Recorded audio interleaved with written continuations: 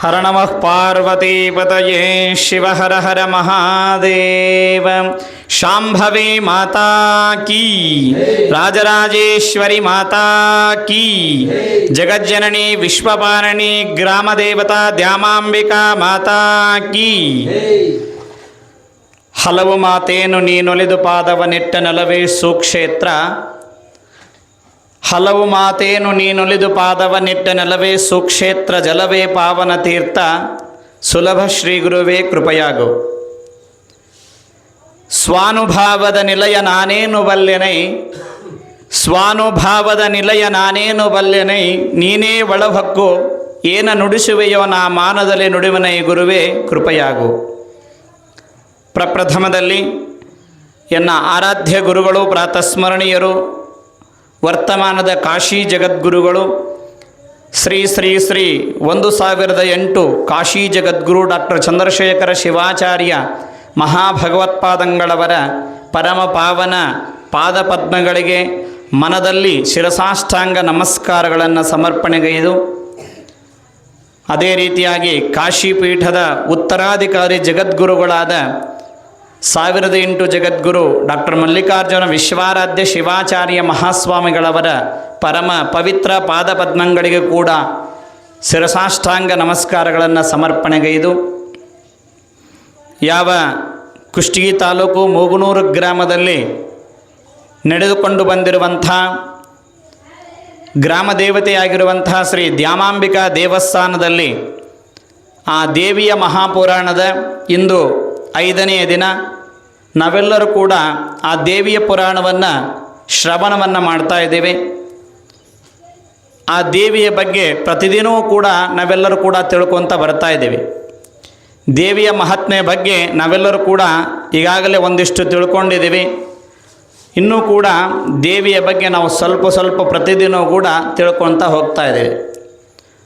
ಪರಮಹಂಸ ಪರಿವ್ರಾಜಕಾಚಾರ್ಯರಾಗಿರುವಂಥ ಚಿದಾನಂದ ಅವಧೂತರು ಲೋಕ ಕಲ್ಯಾಣಕ್ಕಾಗಿ, ಸಮಸ್ತ ಮಾನವರ ಉದ್ಧಾರಕ್ಕಾಗಿ ದೇವಿಯ ಪುರಾಣವನ್ನು ಬರಿತಾ ದೇಹದ ಪುರಾಣವನ್ನು ಅದರಲ್ಲಿ ಜೋಡಿಸಿ ದೇವಿಯ ಬಗ್ಗೆ ಮಾನವರು ತಿಳ್ಕೊತ ತಮ್ಮ ದೇಹವನ್ನು ಕೂಡ ಶುದ್ಧಿಗೊಳಿಸಿ ಚಿತ್ತ ಶುದ್ಧರಾಗಿ ತಮ್ಮ ಜೀವನವನ್ನು ಸಾರ್ಥಕಗೊಳಿಸಿಕೊಳ್ಳಬೇಕು ಅನ್ನುವಂಥ ಮಹದೋದ್ದೇಶವನ್ನು ಇಟ್ಟುಕೊಂಡು ಸಂಸ್ಕೃತದಲ್ಲಿರುವಂಥ ಉದ್ಗ್ರಂಥವನ್ನು ಸರಳ ಕನ್ನಡದಲ್ಲಿ ಆ ದೇವಿಯನ್ನು ಪ್ರತ್ಯಕ್ಷ ಮಾಡಿಕೊಂಡು ಶ್ರೀದೇವಿ ಮಹಾತ್ಮೆ ಎನ್ನುವಂಥ ಗ್ರಂಥವನ್ನು ನಿಮ್ಮೆಲ್ಲರ ಕೈಗೆ ಎತ್ತಿದ್ದಾರೆ. ಅಂತಹ ದೇವಿಯ ಕರುಣೆಯಿಂದ, ಆ ದೇವಿಯ ಸಾಕ್ಷಾತ್ಕಾರದಿಂದ ಉದ್ಭವವಾಗಿರುವಂಥ ಈ ಗ್ರಂಥ, ರಚಿಸಲ್ಪಟ್ಟಂಥ ಈ ಗ್ರಂಥ 18 ಅಧ್ಯಾಯಗಳುಳ್ಳಂಥ ಈ ಗ್ರಂಥದ ಇವತ್ತಿನ ದಿನ 10ನೇ ಅಧ್ಯಾಯ, 9 ಮತ್ತು 10ನೇ ಅಧ್ಯಾಯಗಳನ್ನು ಹುಚ್ಚುರಪ್ಪನವರು ಪ್ರಾರಂಭ ಮಾಡಿದ್ದಾರೆ. ಮೊದಲನೇ ದಿನದಂದು ಕೂಡ ಆ ದೇವಿಯ ಬಗ್ಗೆ ನಾವು ಸಾಕಷ್ಟು ತಿಳ್ಕೊತ ಬಂದಿದ್ದೇವೆ. ಎಷ್ಟೋ ಜನ ರಾಕ್ಷಸರು ಈ ದೇವಿ ಪುರಾಣದಲ್ಲಿ ಬರ್ತಾ ಇದ್ದಾರೆ. ಮೊಟ್ಟ ಮೊದಲಾಗಿ ಯಾರು ಬಂದು ಅಂತ ಕೇಳಿದರೆ ಮಧುಕೈಟಭರು ಎನ್ನುವಂಥ ರಾಕ್ಷಸರು ಬಂದರು.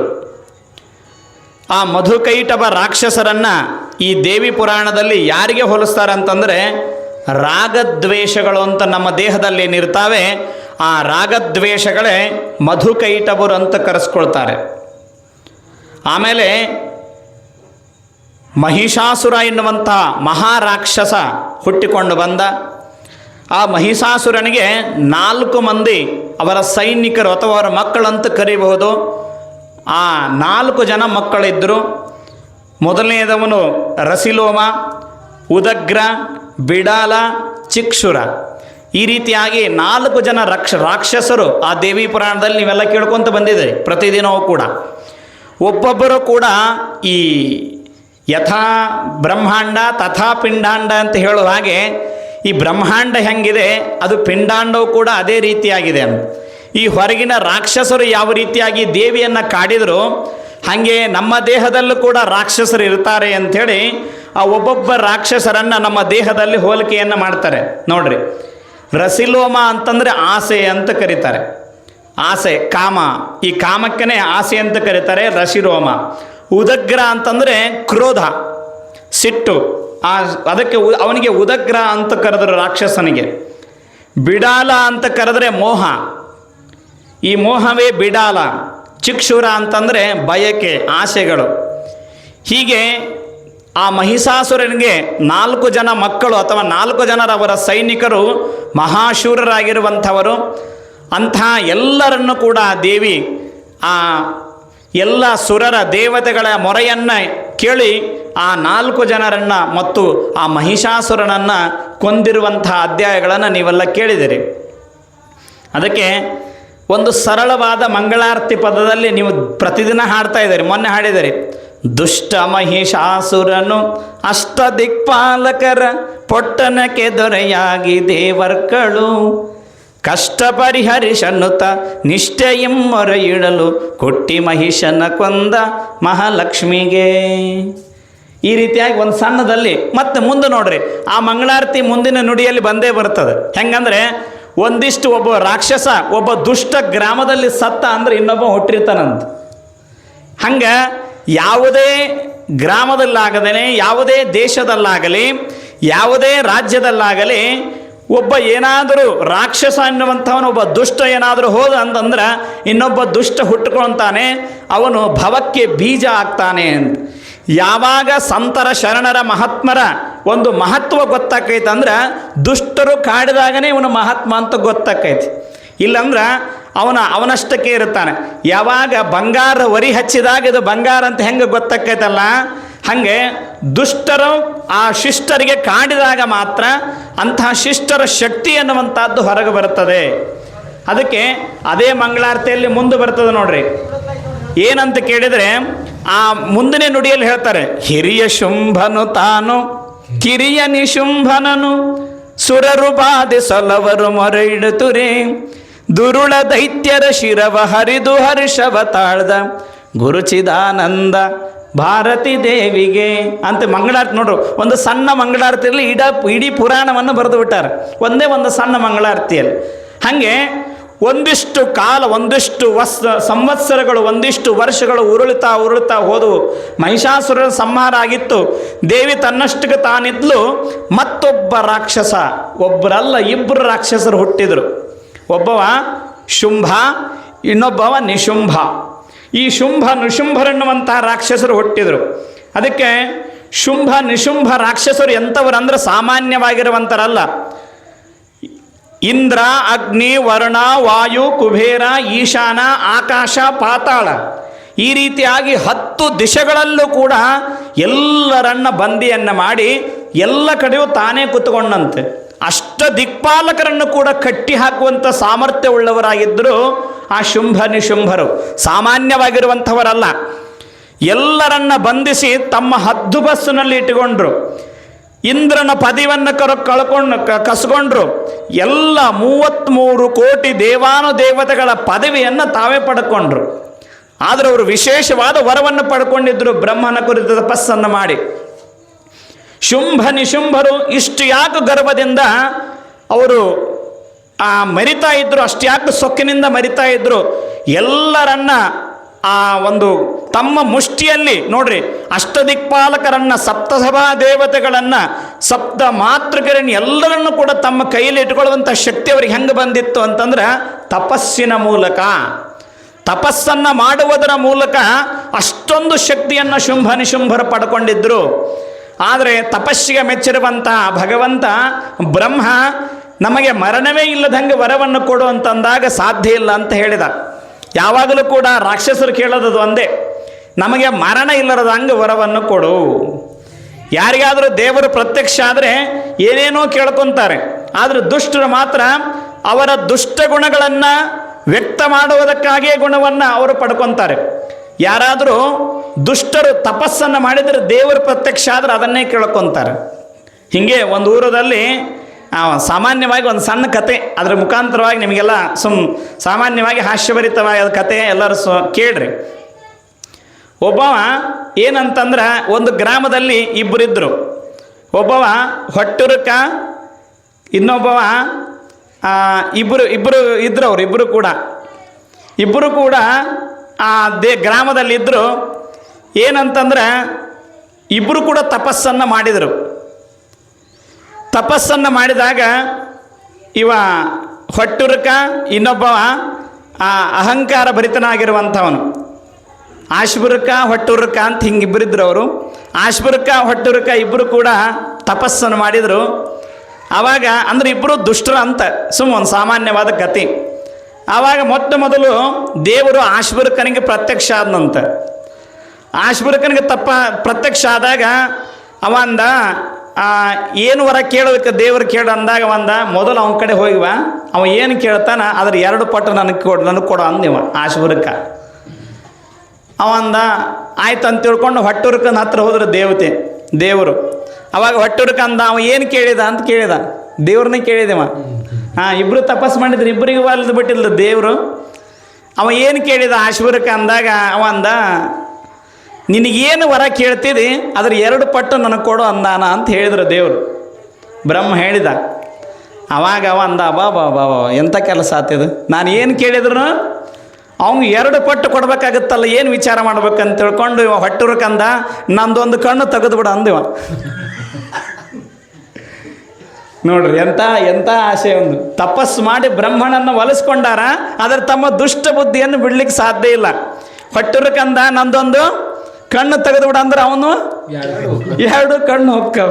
ಹಿಂಗಿರ್ತದ ನಮ್ಮಲ್ಲಿ ಮನುಷ್ಯರು. ಅಂದ್ರೆ ಒಂದು ವೇಳೆ ಇವ್ರಿಗೆ ಒಳ್ಳೇದಾಗಬೇಕಿತ್ತಂದ್ರೆ ಅವ್ನಿಗೆ ಇನ್ನಷ್ಟು ಒಳ್ಳೇದಾಗಲಿ ಅನ್ನುವಂಥ ಗುಣ ನಮ್ಮಲ್ಲಿ ಇರೋದಿಲ್ಲ. ಹಿಂಗೆ ಇಲ್ಲಿ ಕೂಡ ಈ ದೇವಿ ಪುರಾಣದಲ್ಲಿ ಶುಂಭ ನಿಶುಂಭರು ತಪಸ್ಸನ್ನು, ದೇವಿಯ ಕುರಿತು ತಪಸ್ಸನ್ನು ಮಾಡಿದರು. ಅಲ್ಲಿ ಆ ಬ್ರಹ್ಮನನ್ನು ಕುರಿತು ತಪಸ್ಸನ್ನು ಮಾಡಿದರು. ಬ್ರಹ್ಮ ಪ್ರತ್ಯಕ್ಷನಾದ.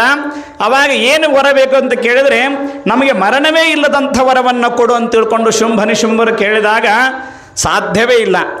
ಈ ರೀತಿಯಾಗಿ ಮರಣ ಬರಬೇಕನ್ನುವಂಥದ್ದನ್ನು ಕೊಡ್ತೀವಾಗಲಿ, ಮರಣ ಇಲ್ಲದ ವರವನ್ನು ಕೊಡಲಿಕ್ಕೆ ಸಾಧ್ಯ ಇಲ್ಲ ಅಂದಾಗ ಅವಾಗ ಹೇಳಿದರು, ಒಂದು ಸಾಮಾನ್ಯವಾದ ಸ್ತ್ರೀಯಳಿಂದ, ಹೆಣ್ಣು ಮಗಳಿಂದ ನಮ್ಮ ಮರಣವಾಗಬೇಕಂತ ಹೇಳ್ಕೊಂಡ್ರು. ಅವರ ಭಾವನೆ ಅಂದ್ರೆ ಶುಂಭ ನಿಶುಂಭರಂದ್ರೆ ಮಹಾಶೂರರು. ನಿನ್ನೇನು ಹೇಳಿದ್ವಲ್ಲ ಹಂಗೆ ಲಕ್ಷ ಕೋಟಿ ಜನರು ಬಂದರೂ ಕೂಡ ಒಂದೇ ಕೈಯಿಂದ ಸಂಹಾರ ಮಾಡಿರುವಂತಹ ಶೂರತ್ವವನ್ನು ಹೊಂದಿರುವಂತಹ ಮಹಾಶೂರರು. ನಮ್ಮಂಥ ಶೂರರನ್ನು ಒಬ್ಬ ಯಥೋಚಿತ್ ಹೆಣ್ಣು ಮಗಳು ಹೆಂಗೆ ಕೊಡಲಿಕ್ಕೆ ಸಾಧ್ಯ ಆಕೈತಿ? ಇದು ಸಾಧ್ಯವೇ ಆಗೋದಿಲ್ಲ. ಇಂಥ ಸಾಧ್ಯವಾಗದ ಕೆಲಸ ಅಂತ ತಿಳ್ಕೊಂಡು ಭಾವನೆಯನ್ನು ಮಾಡಿ ಒಂದು ಹೆಣ್ಣಿನಿಂದ ನಮ್ಮ ಮರಣ ಉಂಟಾಗಬೇಕಂತ ಕೇಳಿಕೊಂಡ್ರು ಶುಂಭ ನಿಶುಂಭರು.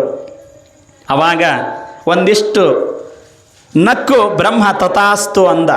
ಆಗಲಿ, ನೀವು ಏನು ವರವನ್ನು ಕೇಳ್ಕೊಂತೀರಿ ಅದೇ ರೀತಿಯಾಗಿ ಆಗಲಿ ಅಂತ ತಿಳ್ಕೊಂಡು ವರವನ್ನು ಕೊಟ್ಟು ಹೋದಾಗ ಆ ವರವನ್ನು ಪಡೆದುಕೊಂಡಂಥ ನಂತರ ನಮಗೆ ಮರಣವೇ ಇಲ್ಲ ಅಂತ ತಿಳಿದುಕೊಂಡಿರುವಂಥ ಶುಂಭ ನಿಶುಂಭರು ಈ ರೀತಿಯಾಗಿ ಅಷ್ಟದಿಕ್ಪಾಲಕರನ್ನು, ಸಂಪೂರ್ಣ ಕೈಲಾಸ ವೈಕುಂಠವನ್ನು ಎಲ್ಲವನ್ನು ಕೂಡ ಸ್ವಾಧೀನವನ್ನು ಮಾಡಿಕೊಂಡು ಎಲ್ಲರ ಮೇಲೆ ದಾಳಿಯನ್ನು ಮಾಡ್ತಿದ್ರು.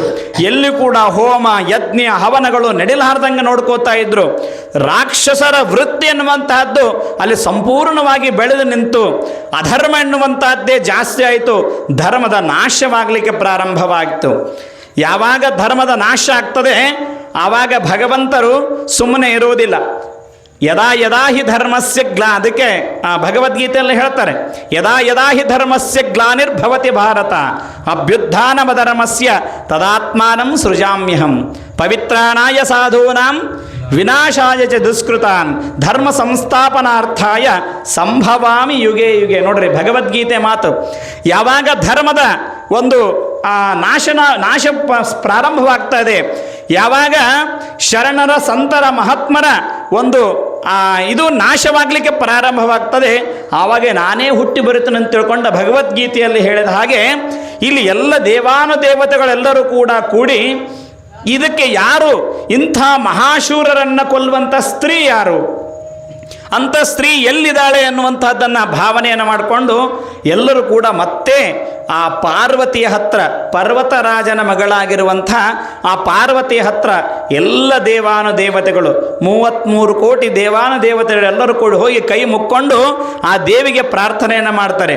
ನಮೋ ದೇವ್ಯೈ ಮಹಾದೇವ್ಯೈ ಶಿವಾಯೈ ಸತತಂ ನಮಃ ನಮಃ ಪ್ರಕೃತ್ಯೈ ಭದ್ರಾಯೈ ಪ್ರಣತಾಸ್ಮತಾಂ. ಹೋ ದೇವಿ, ನಿನ್ನ ಹೊರತು ಈ ಭೂಲೋಕದಲ್ಲಿ ನಮ್ಮ ರಕ್ಷಿಸುವರು ಯಾರೂ ಇಲ್ಲ. ನಾವು ದೇವಾನುದೇವತೆಗಳು ಸುರರು. ಆದರೂ ಕೂಡ ನಮ್ಮಂಥವರಿಗೆ ಮತ್ತೆ ಕಷ್ಟ ಬಂದೊದಗಿದೆ. ಇಂಥ ಕಷ್ಟವನ್ನು ಪರಿಹರಿಸುವಂಥ ಸ್ತ್ರೀ ಯಾರೂ ಇಲ್ಲ ಪ್ರಪಂಚದಲ್ಲಿ ನಿನ್ನ ಹೊರತು. ತಾಯಿ ನಮ್ಮನ್ನು ರಕ್ಷಣೆ ಮಾಡು, ನಮೋ ನಮೋ ನಮೋ ನಮೋ. ನೋಡ್ರಿ, ಸುಮಾರು ಒಂದು 15-20 ಶ್ಲೋಕಗಳಲ್ಲಿ ಅವಳು ಪ್ರಾರ್ಥನೆಯನ್ನು ಮಾಡ್ತಾರೆ. ನಮೋ ನಮೋ, ನಿನಗೆ ನಮಸ್ಕಾರ, ನೀನು ಅಂಥವಳು, ನೀನು ಇಂಥವಳು, ನೀನು ಸರ್ವಸ್ವರೂಪಳು, ಸರ್ವಶಕ್ತಿ, ಜಗನ್ಮಾತ್ರೆ, ಸರ್ವ ಜಗಜ್ಜನನಿ, ಎಲ್ಲವೂ ತಾಯಿ ನೀನೇ. ನಿನ್ನ ಹೊರತು ಈ ಭೂಲೋಕದಲ್ಲಿ ನಮ್ಮನ್ನು ರಕ್ಷಣೆ ಮಾಡುವಂಥವ್ರು ಯಾರೂ ಇಲ್ಲ ತಾಯಿ ಅಂತಂದಾಗ, ತಾಯಿ ಅವಾಗ ಇಷ್ಟೆಲ್ಲ ಹೊಗಳಿಕೆಗಳನ್ನು ಕೇಳಿದಾಗ, ಇಷ್ಟೆಲ್ಲ ಭಕ್ತಿಯನ್ನು ಕೇಳಿದಾಗ, ಆವಾಗ ಪಾರ್ವತಿ ಕಣ್ಣು ತೆಗಿತಾಳೆ.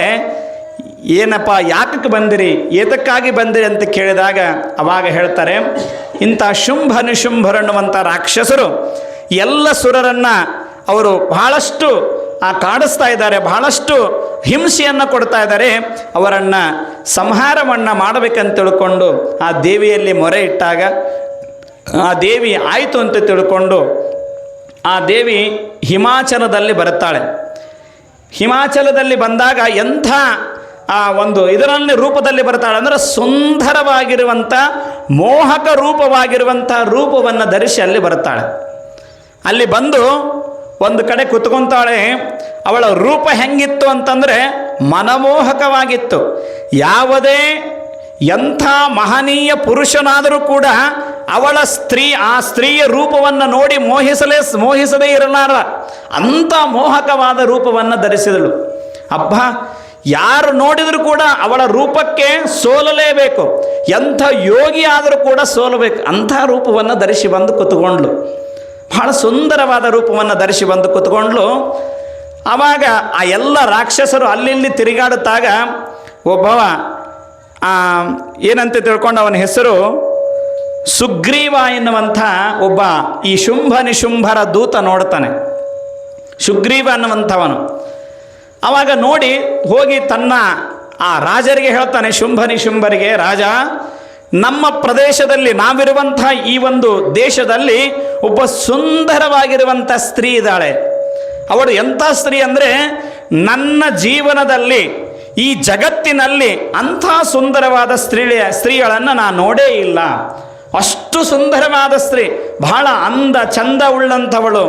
ಅಂಥ ಸ್ತ್ರೀಯನ್ನು ನೀವು ಮದುವೆ ಆದರೆ ಬಹಳ ಚೆನ್ನಾಗಿರುತ್ತೆ ಅಂತ ತಿಳ್ಕೊಂಡು ಒಂದು ಸಣ್ಣ ಮಾತನ್ನು ಶುಂಭ ನಿಶುಂಭರಿಗೆ ಆ ಸುಗ್ರೀವ ಹೇಳ್ತಾನೆ. ಈ ಸುಗ್ರೀವ ಮಾತನ್ನು ಕೇಳಿರುವಂಥ ಆ ಶುಂಭ ನಿಶುಂಭರು, ಹೌದಾ, ಅಷ್ಟೊಂದು ಸುಂದರವಾಗಿರುವಂಥ ಸ್ತ್ರೀಳ, ಹಾಗಾದರೆ ಕರ್ಕೊಂಡು ಬಾ ಅಂತ ಅವನನ್ನೇ ಕಳಿಸ್ತಾರೆ ಸಂಧಾನಕ್ಕಾಗಿ. ಹಾಗಾದರೆ ನೀನೇ ಮಾತಾಡಿ ಕರ್ಕೊಂಡು ಬಾ. ರಾಜ ಮಹಾರಾಜರು ಅಷ್ಟದಿಕ್ಪಾಲಕರನ್ನು ತನ್ನ ತೆಕ್ಕೆಯಲ್ಲಿಟ್ಟುಕೊಂಡಿರುವಂಥ ಮಹಾಶೂರರು, ಅಂಥ ಶೂರರು ನಿನ್ನನ್ನು ಇಷ್ಟಪಡ್ತಾ ಇದ್ದಾರೆ, ನೀನು ಅವರನ್ನು ಮದುವೆಯಾಗಂತ ಹೇಳಿ ಕರ್ಕೊಂಡು ಬಾ ಅಂತ ಹೇಳಿದಾಗ ಆ ಸುಗ್ರೀವ ಹೋಗಿ ಅಲ್ಲಿ ಅವಳಿಗೆ ಭೇಟಿಯಾಗಿ ಹೇಳ್ತಾನೆ, ಓ ಸುಂದರವಾಗಿರುವಂಥ ಸ್ತ್ರೀ, ನಿನ್ನನ್ನು ನೋಡಿದ ಕ್ಷಣ ನಮಗೆ ಒಂದು ರೋಮಾಂಚನವಾಗಿದೆ. ನೀನು ಬಹಳ ಸುಂದರ ರೂಪವಾಗಿದೆಯಾ, ಆದರೆ ನೀನು ಇಲ್ಲಿರಬಾರ್ದು, ನಮ್ಮ ರಾಜರಾಗಿರುವಂಥ ಶುಂಭ ನಿಶುಂಭರನ್ನು ಮದುವೆ ಮಾಡ್ಕೋಬೇಕು. ಅವರಿಗೆ ನೀ ಹೆಂಡತಿಯಾಗಿ ಇದ್ದಿ ಅಂದ್ರೆ ನಿನ್ನ ಜೀವನ ಸಾರ್ಥಕ ಆಗ್ತದೆ. ಅವರನ್ನು ನೀನು ಗಂಡನಾಗಿ ಪಡ್ಕೊಳ್ಳಿಕ್ಕೆ ಪುಣ್ಯ ಮಾಡಿರಬೇಕು ಅಂದರು ಅವರು. ಅಂಥ ಪುಣ್ಯ ನಿನಗಿರಬೇಕು. ಅವರು ಮಹಾಶೂರರು, ಧೀರರು, ಅದಕ್ಕೆ ಅವರನ್ನು ನೀನು ಮದುವೆ ಆಗಬೇಕಂತ ತಿಳ್ಕೊಂಡು ಕೇಳಿಕೊಂಡಾಗ ಆಯ್ತಪ್ಪ, ಯಾರು ಬೇಡ ಅಂದ್ರು ಅನ್ಲಕ್ಕೆ ದೇವಿ. ಯಾಕಂದರೆ ಮೊದಲು ಹಂಗೆ ಇರ್ತದದು. ಆಯ್ತಪ್ಪ, ಯಾರು ಬೇಡ ಅಂದರು, ನಾನು ಮದುವೆ ಆಗಲಿಕ್ಕೆ ಸಿದ್ಧನಾಗಿದ್ದೇನೆ. ಅಂಥ ಶೂರರಂತೀಯ, ಧೀರರಂತೀಯ, ಅಂಥವರನ್ನು ಮದುವೆ ಆಗಲಿಕ್ಕೆ ನಿಜವಾಗ್ಲೂ ನಾನು ಪುಣ್ಯ ಮಾಡಿದ್ದೀನಿ. ಆದರೆ ನಂದೊಂದು ಕಂಡೀಷನ್ ಐತಿ. ಈಗ ಹೇಳಿದ್ರಲ್ಲ ಚಿರಪ್ಪನವರು, ನಂದೊಂದು ಕಂಡೀಷನ್ ಐತಿ. ಏನಂದರೆ ನಾನು ಸಾಕಷ್ಟು ಯುದ್ಧಗಳನ್ನು ಮಾಡಿಬಿಟ್ಟಿದ್ದೀನಿ, ಎಷ್ಟೋ ಜನರ ಜೊತೆ ಯುದ್ಧವನ್ನು ಮಾಡಿ ಮುಗಿಸಿದ್ದೀನಿ, ಆದರೂ ಒಬ್ಬರು ನನ್ನನ್ನು ಸೋಲಿಸಲಿಕ್ಕೆ ಸಾಧ್ಯವಾಗಿಲ್ಲ ಇಲ್ಲಿವರೆಗೂ. ಅವತ್ತೇ ನಾ ಶಪಥವನ್ನು ಮಾಡಿದ್ದೀನಿ, ಯಾರು ನನ್ನನ್ನು ಸೋಲಿಸ್ತಾರಲ್ಲ ಅವರ ಜೊತೆ ಮದುವೆ ಆಗಬೇಕಂತ ನಿರ್ಧಾರ ಮಾಡಿದ್ದೀನಿ ಅಂತ ಹೇಳಿದಾಗ ಆ ಸುಗ್ರೀವ ನಕ್ಕ. ಎಂಥ ಸ್ತ್ರೀಡೆ ನೀನು, ಯಾವುದೋ ಸಾಮಾನ್ಯವಾಗಿರುವಂಥವರ ಬಗ್ಗೆ ನೀವು ಹೋರಾಡಿರಬಹುದು, ಆದರೆ ಇವರು ಸಾಮಾನ್ಯವಾಗಿರುವಂಥವರಲ್ಲ. ಇವರ ಜೊತೆ ಯುದ್ಧವೇ ಬೇಡ, ಸುಮ್ಮನೆ ಒಪ್ಕೊಂಡು ಬಿಡು ಅಂತಂದ. ನೀ ಸುಮ್ಮನೆ ಒಪ್ಕೊಂಡ್ಬಿಡು, ಯುದ್ಧ ಬೇಡ, ಏನು ಬೇಡ, ನೀ ಸುಮ್ಮನೆ ಒಪ್ಕೊಂಡು ಬಿಡು. ನೀ ಒಪ್ಪಿಕೊಂಡಿ ಅಂತಂದರೆ ಅವರು ನಿನ್ನ ಮದುವೆ ಆಗ್ತಾರೆ ಅಂತ ಹೇಳಿದಾಗ, ಇಲ್ಲ ನನ್ನ ಶಪಥವನ್ನು ನಾನು ಮುರಿಲಿಕ್ಕೆ ಸಾಧ್ಯ ಇಲ್ಲ. ಯಾವಾಗ ನನ್ನ ಶಪಥವೇ ಆಗಬೇಕು ಅಂತ ಹೇಳಿದಾಗ ಅವ ಇದು ಸಾಧ್ಯ ಆಗೋದಿಲ್ಲ, ಎಷ್ಟು ಹೇಳಿದ್ರೂ ಕೇಳೋದಿಲ್ಲ. ಆಗಲಿ ಅಂತ ತಿಳ್ಕೊಂಡು ಬಂದಿರುವಂಥ ಸುಗ್ರೀವ ಹೋಗಿ ಅವರಲ್ಲಿ ಹೇಳ್ತಾನೆ. ಅದಕ್ಕೆ ಈ ಶುಂಭ ನಿಶುಂಭರು ಯಾರು ಅಂತ ಕೇಳಿದ್ರೆ ಇದರಲ್ಲಿ ಹೇಳ್ತಾರೆ ಅಹಂಕಾರ, ಅಹಂ ಮಮೇತಿ, ನಾನು ನನ್ನದನ್ನುವಂಥವದೇ ಶುಂಭ ನಿಶುಂಭ ಅನ್ನುವಂಥದ್ದು ಇಲ್ಲಿ ಬರ್ತದೆ. ಅದಕ್ಕೆ ಈ ಪ್ರಪಂಚದಲ್ಲಿ ಹುಟ್ಟಿರುವಂತಹ ನಾವೆಲ್ಲರೂ ಕೂಡ ನಾನು ನನ್ನದು ಅನ್ನುವಂಥ ಭಾವನೆಯನ್ನು ಒಂದಿಷ್ಟರ ಮೆಟ್ಟಿಗೆ ಮಾತ್ರ ಇಟ್ಟುಕೊಂಡಿರಬೇಕು, ಸಂಪೂರ್ಣವಾಗಿ ನಂಬಬಾರದು ಅನ್ನುವಂಥದ್ದನ್ನು ಇದರಲ್ಲಿ ಬರ್ತದೆ, ಮುಂದಿನ ಭಾಗದಲ್ಲಿ ಬರ್ತದೆ ಅದು. ಅದಕ್ಕೆ ಶುಂಭ ನಿಶುಂಭರು ಯಾರಂದ್ರೆ ಅಹಂ ಮಮ, ನಾನು ನನ್ನದನ್ನುವಂಥದ್ದು. ಅದಕ್ಕೆ ಈ ಸಂಸಾರವು ಕೂಡ ಬಹಳ ವಿಚಿತ್ರ ಅಂತ ಹೇಳ್ತಾರೆ ಸಂತರು ಶರಣರು. ಸಂಸಾರ ಅಂದ್ರೆ ಏನು ಅಂತಂದ್ರೆ ಅಹಂ ಮಮೇತಿ ಸಂಸಾರ. ಸಂಸಾರ ಅಂತ ಏನಂತ ಕೇಳಿದ್ರೆ ಈ ಸಂಸಾರದಲ್ಲಿ ನಾನು ನನ್ನದನ್ನುವಂಥದ್ದೇ ಸಂಸಾರ ಅಂದ್ರೆ ಮತ್ತೆ ಬೇರೆ ಏನೂ ಅಲ್ಲ ಅಂತ ಹೇಳ್ತಾರೆ ಅವರು. ಈ ಸಂಸಾರ ಸಾಗರದಲ್ಲಿ ಈ ಪ್ರಪಂಚ ಮೊಟ್ಟ ಮೊದಲು ಏನೂ ಇದ್ದಿಲ್ಲ, ಕೇವಲ ಶೂನ್ಯವಾಗಿತ್ತು, ಯಾರ ಹೆಸರಿಗೆ ಏನೂ ಇದ್ದಿಲ್ಲ. ಆವಾಗ ಪರಮಾತ್ಮನದೇ ಇಡೀ ಜಗತ್ತಾಗಿತ್ತು. ಆ ಜಗತ್ತಿನಲ್ಲಿ ಒಬ್ಬೊಬ್ಬರಾಗಿ ಬಂದು ತಮ್ಮ ಹೆಸರನ್ನು ಬರ್ಕೊಂಡ್ರು. ಒಂದು ಸಣ್ಣ ಕತೆ ಹೇಳ್ತಾರೆ ಇದಕ್ಕೆ. ಒಬ್ಬ ಮನುಷ್ಯ ಏನು ಮಾಡಿದ್ದ ಅಂತಂದ್ರೆ ಒಂದು ಛತ್ರಿಯನ್ನು ಹಿಡ್ಕೊಂಡು, ಮಳೆ ಬರ್ತಾ ಇತ್ತು ಬಹಳಷ್ಟು, ಇದು ಶ್ರದ್ಧೆಯಿಂದ ಕೇಳ್ರಿ, ಅರ್ಥ ಆಗ್ತದೆ ಎಲ್ಲರಿಗೂ ಕೂಡ. ಒಬ್ಬ ಮನುಷ್ಯ ಏನು ಮಾಡಿದ್ದ, ಒಂದು ಛತ್ರಿಯನ್ನು ಹಿಡ್ಕೊಂಡು ಈ ರೀತಿ ಮಳೆ ಬರ್ತಾ ಇತ್ತು, ತೊಯಿಸ್ಕೊಡಬಾರ್ದು ತಿಳ್ಕೊಂಡು ಹೋಗ್ತಾ ಇದ್ದ. ಹೋಗುವಂಥ ಸಂದರ್ಭದಲ್ಲಿ ಒಬ್ಬ ಬಂದ, ಬಹಳಷ್ಟು ಮಳೆ ಬರ್ತಾ ಇದೆ, ನಿನ್ನ ಛತ್ರಿಯಲ್ಲಿ ನಾನು ಸ್ವಲ್ಪ ಬರಲೇನ ಅಂತ ಕೇಳಿದ. ಆಯ್ತಪ್ಪ, ಯಾರು ಬೇಡ ಅಂತಾರ ಬಾ ಅಂತೇಳಿ ಆ ಮನುಷ್ಯ ಹೇಳಿದಾಗ ಬಂದ, ಛತ್ರಿಯಲ್ಲಿ ಬಂದ. ಭಾಳ ತಾತ ಪಾಪನ ಹಿಡ್ಕೊಂಡು ನಾನು ಸ್ವಲ್ಪ ಕೈ ಹಚ್ಚಿಲ್ಲನ ಅಂದ.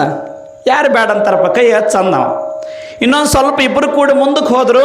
ಮತ್ತೊಬ್ಬ ಬಂದ, ಇಬ್ಬರು ಅದಿರಿ, ಇನ್ನೊಬ್ಬರಿಗೆ ಜಾಗ ಐತಿ, ನಾನು ಸ್ವಲ್ಪ ಬರಲೇನ್ರಿ ಅಂತ. ಯಾರು ಬೇಡ ಅಂತಾರೆ, ಬಾರಪ್ಪ ನೀನು, ಮೂವರು ತೋಯಿಸ್ಕೊಡ್ಲಾರ್ದಂಗೆ ಹೋಗ್ತೀವಲ್ಲ ಬಾ ಅಂದ. ಅವನು ಮೂವರು ಒಂದೇ ಛತ್ರಿ ಒಳಗೆ ಹೊಂಟಿದ್ರು. ಮೇಲೆ ಬಹಳಷ್ಟು ಧೋ ಅಂತ ತಿಳ್ಕೊಂಡು ಮಳೆ ಬರ್ತಾ ಇತ್ತು. ಅವನು ಅಂದ, ನಾನು ಸ್ವಲ್ಪ ಕೈ ಹಚ್ಚಲನ್ರಿ. ಯಾರು ಬೇಡ ಅಂತಾರಪ್ಪ, ಕೈ ಹಚ್ಚ್ರ ಅಂದ. ಈ ಛತ್ರಿ ಯಜಮಾನಿ ಏನಿದ್ನಲ್ಲ ಅವ್ನು ಕೈ ಬಿಟ್ಟು ನಿಂತ, ಇವು ಇಬ್ಬರು ಕೈ ಹಿಡ್ಕೊಂಡ್ರು. ಇಬ್ಬರು ಕೈ ಹಿಡ್ಕೊಂಡು ಹೋಗ್ತಾ ಇದ್ರು. ಸ್ವಲ್ಪ ಹೊತ್ತು ಸ್ವಲ್ಪ ಮುಂದಕ್ಕೆ ಹೋದರು. ಆವಾಗ ಎಡಕ್ಕೊಂದು ಬಲಕ್ಕೊಂದು ಸೀದಾ ಒಂದು 3 ದಾರಿ ಬಂದು. ಈ ಛತ್ರಿ ಮಾಲೀಕ ಸೀದಾ ಹೋಗ್ಬೇಕಾಗಿತ್ತು. ಇವ ಏನು ಮೊದಲು ಬಂದ, ಇವ ಎಡಕ್ಕೆ ಹೋಗ್ಬೇಕಾಗಿತ್ತು. ನಂತರ ಬಂದ ಇವ ಬಲಕ್ಕೆ ಹೋಗ್ಬೇಕಾಗಿತ್ತು. ಎಡಕ್ಕೆ ಹೋಗ್ಬೇಕನ್ನೋ ಎಡಕ್ಕೆ ಜಗ್ಗಕತ್ತ, ಬಲಕ್ಕೆ ಹೋಗ್ಬೇಕನ್ನೋ ಬಲಕ್ಕೆ ಜಗ್ಗಕತ್ತ. ಇಬ್ಬರು ಜಗ್ಗಿ ಸೀದಾ ಹೋಗ್ಬೇಕಾದ ಒಂದು ಛತ್ರಿನ ಮುರಿದ್ಬಿಟ್ರು. ಅಂದ್ರೆ ಇದರ ಅರ್ಥ ಏನು ಅಂತ ಕೇಳಿದರೆ, ಇದರ ಅರ್ಥ ಏನಂದ್ರೆ ಕೇಳಿದರೆ, ಮೊದಲು ಪ್ರಪಂಚದಲ್ಲಿ ಬಂದಾಗ ಪರಮಾತ್ಮ ಒಬ್ಬನೇ ಇದ್ದ, ಅವನೇ ಮಾಲೀಕನಾಗಿದ್ದ. ಛತ್ರಿ ಮಾಲೀಕ ಹೆಂಗೆ ಒಬ್ಬ ಇದ್ದ, ಹಂಗೆ ಪರಮಾತ್ಮನೇ ಎಲ್ಲದಕ್ಕೂ ಮಾಲೀಕ ಆಗಿದ್ದ. ಈ ಜೀವಾತ್ಮ ಹುಟ್ಟಿದ ನೋಡ್ರಿ, ಸ್ವಲ್ಪ ಕೈ ಹಚ್ಚಲನ್ರಿ ಅಂದ ಇವ. ಆಗಲ್ಲಪ್ಪ, ಯಾರು ಬೇಡ ಅಂತಾರೆ, ಕೈ ಹಚ್ಚ ಅಂದ. ಇವ ತನ್ನ ಹೆಸರು ಬರ್ಕೊಂಡ. 100 ಎಕರೆ ನಂದು. ಅವಾಗೆಲ್ಲ 100 ಎಕರೆ 200 ಎಕರೆ ಇರ್ತಿದ್ದು. 200 ಎಕರೆ ನಂದು. ಹಿಂಗೆ ತನ್ನ ಕೈ ಹಚ್ಚಿದಿವ. ಹಿಂಗೆ ಬರ್ತಾ ಅವನ ಹೆಸರಿಗೆ ಕಾಟು ಬಿತ್ತು. ಅವನ ಮಗ ಹುಟ್ಟಿದ, ಅವನ ಹೆಸರಿಗೆ ಕಾಟು ಬಿತ್ತು. ಇನ್ನೊಬ್ಬ ಹುಟ್ಟಿದ.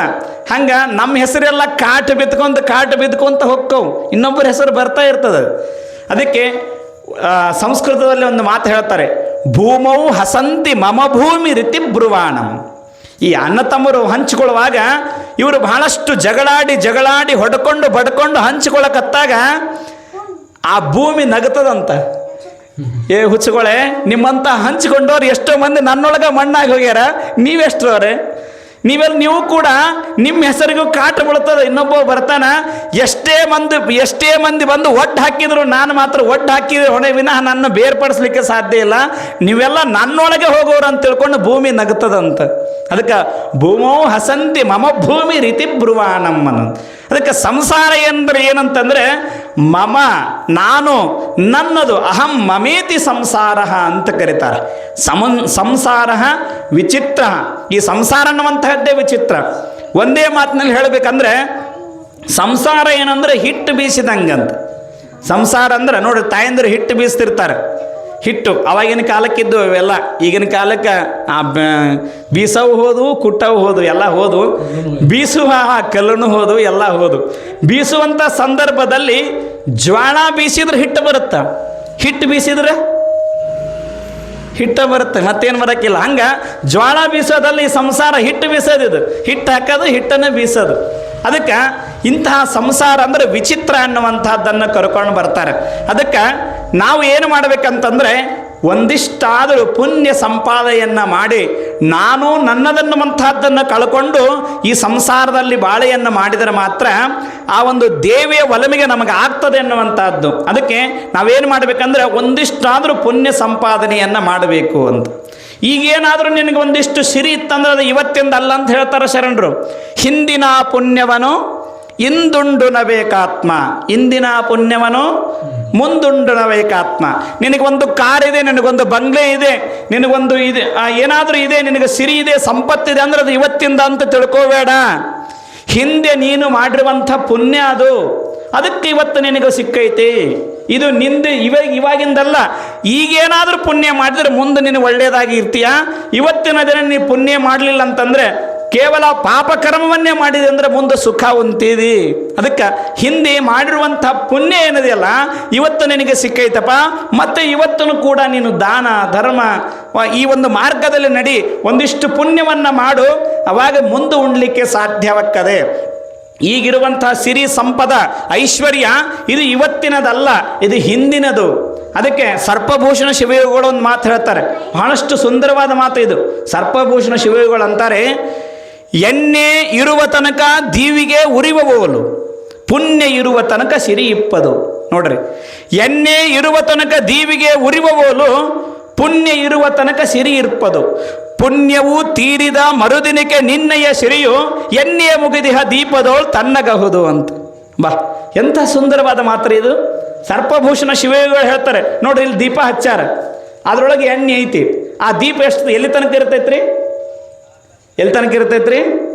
ಎಣ್ಣೆ ಇರೋ ತನಕ ಇರ್ತೈತಿ, ಎಣ್ಣೆ ಇರೋ ತನಕ ಇರ್ತೈತಿ. ಯಾವಾಗ ಎಣ್ಣೆ ಖಾಲಿ ಆತು ದೀಪ ತಣ್ಣಗಾಕೈತಿ, ಶಾಂತಿ ಆಕ್ಕೈತಿ. ಹಂಗೆ ನಮ್ಮಲ್ಲಿರುವಂಥ ಸಿರಿ ಸಂಪದ ಐಶ್ವರ್ಯ ನಮಗೆ ದೇವರು ಈ ಸದ್ಯಕ್ಕೆ ಏನು ಕೊಟ್ಟಾನಲ್ಲ ಇದು ಈಗಿಂದ ಅಲ್ಲ ಅಂತದು, ಇದು ಪುಣ್ಯ.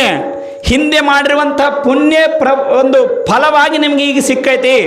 ನೀನು ಈಗೇನಾದರೂ ಪುಣ್ಯ ಮಾಡಲಿಲ್ಲ ಅಂತಂದ್ರೆ ಆ ಪುಣ್ಯ, ಹಿಂದಿನ ಪುಣ್ಯ ಸ್ವಲ್ಪ ಸ್ವಲ್ಪ ನಾಶನ ಹಾಕ್ಕೊಂತ ಹೊಕ್ಕೈತಿ, ಮುಗಿತೈತಿ. ಹೆಂಗೆ ಎಣ್ಣೆ ಮುಗಿತಾ ಹೊಕ್ಕೈತಿ, ಹಂಗೆ ನಿನ್ನ ಪುಣ್ಯವು ಕೂಡ ಕ್ಷೀಣವಾಗ್ಕೊಂತ ಹೊಕ್ಕೈತಿ. ಯಾವಾಗ ನಿನ್ನ ಪುಣ್ಯವು ಕ್ಷೀಣವಾಯಿತೋ ಎಣ್ಣೆ ಮುಗಿದಿಹ ದೀಪದೋಳು ತಣ್ಣಗಹುದು. ಯಾವ ರೀತಿಯಾಗಿ ಎಣ್ಣೆ ಮುಗಿದಿರುವಂತಹ ದೀಪ ಶಾಂತಿ ಆಕ್ಕೈತಲ್ಲ, ಹಂಗೆ ನಿನ್ನ ಸಿರಿ ಸಂಪದ ಐಶ್ವರ್ಯ ಎಲ್ಲವೂ ಕೂಡ ನಾಶನ ಹೊಂದುತ್ತದೆ. ಅದಕ್ಕೆ ಇವತ್ತಿನ ದಿನ ನೀನೇನಾದರೂ ಪುಣ್ಯವನ್ನು ಮಾಡು, ಇವತ್ತಿನ ದಿನ ನೀನೇನಾದರೂ ಧರ್ಮವನ್ನು ಮಾಡು, ದಾನವನ್ನು ಮಾಡು. ನಾನು ನನ್ನದನ್ನುವಂಥ ಅಹಂಕಾರವನ್ನು ತೊರೆದು ಮುಂದೆ ಬರುವಂಥ ಒಂದು ಇದನ್ನು ನೀನು ಅರ್ಥ ಮಾಡಿಕೊ. ಆವಾಗಲೇ ನಿನ್ನ ಜೀವನದಲ್ಲಿ ಉದ್ಧಾರವಾಗಲಿಕ್ಕೆ ಸಾಧ್ಯ ಅನ್ನುವಂಥದ್ದನ್ನು ಈ ದೇವಿ ಪುರಾಣದಲ್ಲಿ ಬಹಳಷ್ಟು ಸುಂದರವಾಗಿ, ನಾನು ನನ್ನದೆನ್ನುವಂಥ ಅಹಂಕಾರವೇ ಶುಂಭ ನಿಶುಂಭರ ಒಂದು ರೀತಿಯಲ್ಲಿ ಇಲ್ಲಿ ಆ ದೇವಿ ಪುರಾಣದಲ್ಲಿ ಪರಮಹಂಸ ಪರಿವ್ರಾಜಕಾಚಾರ್ಯರಾಗಿರುವಂಥ ಚಿದಾನಂದವಧೂತರು ಬಹಳ ಸುಂದರವಾಗಿ, ಬಹಳಷ್ಟು ಸುಂದರವಾಗಿ ಹೇಳಿಕೊಂಡು ಬಂದಿದ್ದಾರೆ. ಅಂಥ ಶುಂಭ ನಿಶುಂಭರನ್ನು ನಾವಿವತ್ತು ಅರ್ಥ ಮಾಡ್ಕೋಬೇಕಿತ್ತಂದರೆ ಮೊದಲು ನಮ್ಮೊಳಗೆ ನಾವು ಅರ್ಥ ಮಾಡ್ಕೋಬೇಕಂತ. ಯಾವ ರೀತಿಯಾಗಿ ನಮ್ಮ ಮನದಲ್ಲಿ ಬಂದಿರುವಂಥ ಅಹಂಕಾರವನ್ನು ಸ್ವಲ್ಪ ಆದರೂ ದೂರ ಮಾಡ್ಕೋಬೇಕಿತ್ತಂದು. ನಾವು ಮೊಟ್ಟ ಮೊದಲು ಬೆಳಗ್ಗೆ ಏಳುವಾಗ ಬಾಕಲವನ್ನು ತೆರೆದಾಗ ಒಂದು ಸುಂದರವಾದ ದೃಶ್ಯವನ್ನು ನೋಡಬೇಕು. ನಾವು ಬೆಳಗ್ಗೆ ಎದ್ದ ತಕ್ಷಣ ನಮ್ಮ ಮನದಲ್ಲಿ ದುಷ್ಟ ಚಟಗಳು, ಒಂದು ವಿಶೇಷವಾದ ಕ್ರೋಧ ಬುದ್ಧಿಯನ್ನು ತಾಳಬಾರದು. ಅದಕ್ಕೆ ನಿಮ್ಮ ಮನೆಯಲ್ಲಿ ಬೆಳಗ್ಗೆ ಎದ್ದ ತಕ್ಷಣ ಅದನ್ನು ಏನಾದರೂ ಒಂದು ವಿಶೇಷವಾದ ಮುಖವನ್ನು ನೋಡ್ರಿ ಅಂತಾರೆ. ನೋಡ್ರಿ, ನೀವು ಒಂದು ವೇಳೆ ಬೆಳಗ್ಗೆ ಬಾಗಿಲ ತೆರೆದ್ರೆ ಒಂದು ಆಕಳ ದರ್ಶನ ಆಗಬೇಕು, ಒಂದು ಒಳ್ಳೆಯವರ ದರ್ಶನ ಆಗಬೇಕು. ಅವಕ್ಕೆ ಅಂತಿರ್ತ ನೋಡಿ, ಇವತ್ತು ಯಾರ ಮುಖ ನೋಡಿನೋ ಏನೋ ಅಂತಿರ್ತ ನೋಡ್ರಿ. ಹಂಗೆ ಯಾರ ಮುಖ ನೋಡಿನೋ ಇವರಿಗೆ ಅದಕ್ಕೆ ಆ ನೋಡುವಂಥ ಮುಖದಲ್ಲೂ ಕೂಡ ಒಂದು ವಿಶೇಷವಾಗಿರುವಂಥ ಗುಣ ಇರ್ತದೆ. ಅದಕ್ಕೆ ಬೆಳಗ್ಗೆ ತೆಗೆದ ತಕ್ಷಣ ಒಂದು ಆಕಳ ದರ್ಶನ ಆದ್ರೆ ನಾವೇನು ಮಾಡ್ತೀವಿ? ಆ ಆಕಳಿಗೆ ನಮಸ್ಕಾರವನ್ನು ಮಾಡ್ತೀವಿ. ಒಂದು ವೇಳೆ ಸುಮ್ಮನೆ ಊಹೆ ಮಾಡ್ಕೊರಿ, ನೀವು ಬೆಳಗ್ಗೆ ಮೊಕ್ಕೊಂಡಿದ್ದ ತಕ್ಷಣ ಬಾಗಿಲು ತೆಗೆದ್ರೆ ಒಂದು ಸರ್ಪ ನಿಮ್ಮ ಮನೆ ಮುಂದೆ ಕುಂತಿದ್ರೆ ಏನು ಮಾಡ್ತೀರಿ? ಜೋರಾಗಿ ಕಿರ್ಚಿ ಬಾಯಿ ಮಾಡಿ ಬರ್ರಿಯೋ ಯಪ್ಪ ಹಾವು ಬಂದೈತೆ ಬರ್ರಿಯೋಪ್ಪ, ಬಡಿ ಬರ್ರಿಯೋ ಅಂತ ಎಲ್ಲರನ್ನ ಕರಿತೀರಿ. ಅದಕ್ಕೆ ಆ ಸರ್ಪ ಬಂದರೆ ಎಲ್ಲರೂ ಜೋರಾಗಿ ಹಾವನ್ನು ಬಡಿ ಅಂತ ಎಲ್ಲರನ್ನ ಕರಿತೀವಿ. ನಮಗೆ ಗೊತ್ತೈತಿ ನಮ್ಮ ಮನೆಯ ಮುಂದೆ ಬಂದಿರುವಂಥ ಸರ್ಪವನ್ನು ನಾವು ಬಿಟ್ಟಿವಂದ್ರೆ ಅದು ನಮಗೆ ಕಡಿತದಂತ ಗೊತ್ತದ. ಆದ್ರೆ ನಮ್ಮ ಮನೆಯ ಮುಂದಿರುವಂಥ ಸರ್ಪ ನಮಗೆ ಕಡಿತದಂತ ಗೊತ್ತದ. ಆದರೆ ನಮ್ಮ ಮನದೊಳಗೆ ಒಂದಿಷ್ಟು ಸರ್ಪ ಬಂದು ಕುಂತಾವು. ಒಂದಲ್ಲ ಎರಡಲ್ಲ ಅಂತ ಹೇಳ್ತಾರೆ ದೇವಿ ಪುರಾಣದಲ್ಲಿ. 6 ಸರ್ಪಗಳು 8 ಸರ್ಪಗಳು ಬಂದು ಕುಂತಾವು. ಕಾಮ, ಕ್ರೋಧ, ಲೋಭ, ಮೋಹ, ಮದ, ಮತ್ಸರ. ಈ ಸರ್ಪಗಳು ಕೂಡ ನಮ್ಮನ್ನು ಕಚ್ಚುತ್ತಾವೆ ಅನ್ನುವಂಥ ಭಾವನೆಯನ್ನು ಮರೆತು ಬಿಟ್ಟಿರಲ್ಲ. ಇವನ್ನ ಕೊಲ್ಲುವಂಥ ಭಾವನೆ ನಿಮಗೆ ಯಾಕೆ ಬರ್ತಾ ಇಲ್ಲ? ಅದಕ್ಕೆ ಈ ಕೊಲ್ಲುವಂಥ ಮನೆಯ ಹೊರಗಿರುವಂಥ ಸರ್ಪವನ್ನು ಹೆಂಗೆ ಕೊಲ್ಲಬೇಕು ಅನ್ಕೊಂತೀವಲ್ಲ, ಹಂಗೆ ಮನದೊಳಗಿರುವನ್ನ ಸರ್ಪವನ್ನು ಯಾರು ಕೊಲ್ಲಬೇಕು ಅನ್ಕೊಂತಾರೆ, ಅವರಿಂದ ಯಾರು ದೂರ ಇರಬೇಕಂತಾರೆ ಅಂಥವರು ಮಾತ್ರ ಶರಣರು, ಸಂತರು, ಮಹಾತ್ಮರಾಗಲಿಕ್ಕೆ ಯೋಗ್ಯರನ್ನುವಂಥದ್ದನ್ನು ಈ ದೇವಿ ಪುರಾಣದಲ್ಲಿ ಬಹಳಷ್ಟು ಸುಂದರವಾಗಿ ಆ ಒಂದು ಚಿದಾನಂದ ಅವಧೂತರು ನಮಗೆಲ್ಲರೂ ಕೂಡ ಆ ದೇವಿಯ ಮಹಾತ್ಮೆಯನ್ನು ತಿಳಿಸ್ತಾ ಆ ದೇವಿಯ ಪುರಾಣವನ್ನೇ ದೇಹದ ಪುರಾಣವನ್ನಾಗಿ ನಮ್ಮೆಲ್ಲರಿಗೂ ಕೂಡ ಬಹಳ ಸುಂದರವಾಗಿ ತಿಳಿಸ್ಕೊಂಡು ಬರ್ತಾ ಇದ್ದಾರೆ ಎನ್ನುವಂಥ ಮಾತನ್ನು ಈ ಸಂದರ್ಭದಲ್ಲಿ ತಿಳಿಸಿ, ನಾಳಿನ ದಿನ ವಿಶೇಷವಾಗಿ ಆ ಶುಂಭ ನಿಶುಂಭರು ಇನ್ನೂ ಯಾವ ರೀತಿಯಾಗಿ ದೇವಿಯನ್ನು ಕಾಡಿದರು, ಆ ದೇವಿ ಯಾವ ರೀತಿಯಾಗಿ ಅವರನ್ನು ಸಂಹಾರ ಮಾಡಿದ್ಲು ಅನ್ನುವಂಥ ಅಧ್ಯಾಯಗಳು ನಾಳಿನ ದಿನ ಮತ್ತಷ್ಟು ನಿಮಗೆ ಬರ್ತಾ ಹೋಗ್ತವೆ. ಆ ಶುಂಭ ನಿಶುಂಭರಂದ್ರೆ ಯಾರು, ಮುಂದೆ ಬರುವಂಥ ರಕ್ತ ಬೀಜಾಸುರನಂದ್ರೆ ಯಾರು, ಆ ರಾಕ್ಷಸರು ಯಾವ ರೀತಿಯಾಗಿ ದೇವಿಯನ್ನು ಕಾಡ್ತಾರೆ, ಅವರು ನಮ್ಮ ದೇಹದಲ್ಲಿ ಹೆಂಗಿರುತ್ತಾರೆ ಎನ್ನುವಂಥದ್ದನ್ನು ಮತ್ತಷ್ಟು ವಿಷಯಗಳನ್ನು ನಾಳಿನ ದಿನ ನಾವು ನೀವೆಲ್ಲರೂ ಕೂಡ ಕೇಳಿ ತಿಳ್ಕೊಳ್ಳೋಣ ಅನ್ನುವಂಥ ಮಾತನ್ನು ಈ ಸಂದರ್ಭದಲ್ಲಿ ತಿಳಿಪಡಿಸ್ತಾ ಈ 2 ತೊದಲು ನುಡಿಗಳನ್ನು ಆ ದೇವಿಯ ಪಾದಕ್ಕೆ ಅರ್ಪಣೆ ಮಾಡ್ತಾ ಇದ್ದೇನೆ. ಸಾಂಬಜೈ ನಮಃ ಪಾರ್ವತೀಪತಯೇ ಶಿವ ಹರ ಹರ ಮಹಾದೇವ ಶಾಂಭವಿ ಮಾತಾ ಕೀ.